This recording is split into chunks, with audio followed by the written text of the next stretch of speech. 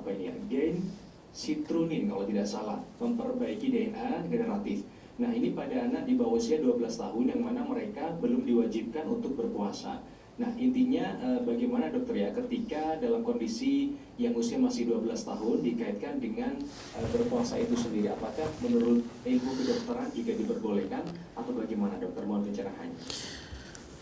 Baik, jadi begini ya, kita harus tahu kaidah secara syariat ya, bahwa beberapa hal yang memang Rasulullah SAW ajarkan kepada kita itu tetap menjadi panduan utama kita. Salah satunya adalah kalau kita mungkin sebelum kita bicara puasa adalah tentang sholat, bagaimana anak yang bahkan belum balik, yang mungkin usia 10 tahun kemungkinan besar belum balik, itu ternyata perintahkan sholat kepada mereka, dan kalau mereka tidak mau sholat maka ya pukullah dengan tidak menyakiti, dan bahasa seperti itu ya.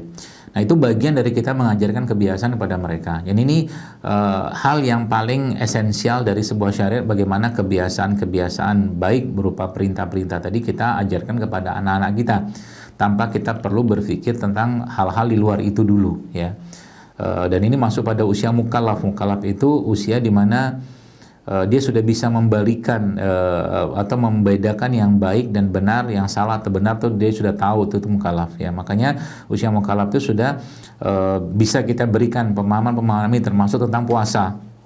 Nah, jadi kita bicara tentang gen sirtuin segala macam, ganti anti-aging segala macam, itu kita letakkan dulu ya pada porsi keilmuan ya. Tapi di sini ada sebuah hal yang ingin kita tanamkan dalam diri anak tentang puasa, maka itu jauh lebih penting ya secara syariat daripada hal-hal yang berhubungan di ilmu tadi ya. Artinya kalau anak-anak kan berarti kan nggak perlu banget berhubungan dengan gen sirtuin segala macam, betul ya.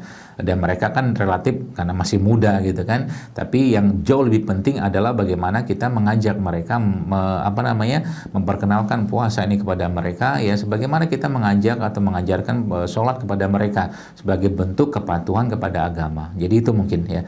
Jadi di luar pada itu kalau memang ada manfaat lain, alhamdulillah gitu kan. Tapi yang paling penting adalah penanaman syariat atau penanaman perintah Allah pada anak yang kita ajarkan mereka dengan cara mengajak mereka untuk berpuasa. Dan itu bagus sekali ya, sangat bagus ya, untuk kita mulai sejak dini. Bahkan anak saya umur berapa tahun ya, 7-8 tahun ya, sudah mulai puasa penuh ya, sampai sore ya, karena memang itu bagian dari kita menanamkan nilai-nilai dan perintah-perintah Allah dalam kehidupan mereka. Demikian.